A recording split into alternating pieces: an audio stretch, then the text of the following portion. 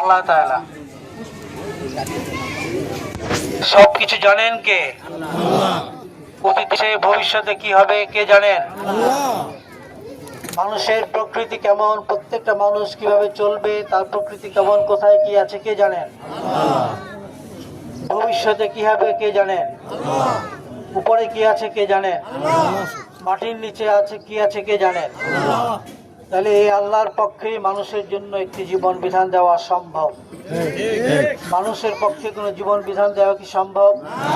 যে মানুষ জানে না তার সামনে কি আছে, তার পিছনে কি আছে, তার ডাইনে কি আছে, তার বাঁয়ে কি আছে, ভবিষ্যতে কি হবে, অতীতে কি হয়ে গেছে, এরকম কোনো মানুষের পক্ষে কি কোনো বিধান দেওয়া সম্ভব?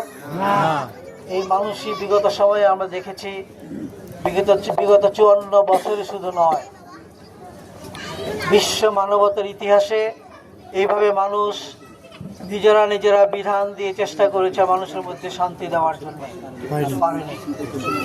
আমি শুধুমাত্র বিগত 15 বছরের সেই হিসাবটা একটু আনতে চাই সামনে। বিগত 15 বছরে সে ফ্যাসিস্ট শাসনে আমরা দেখেছি সমস্যার নামে কিভাবে সমস্যা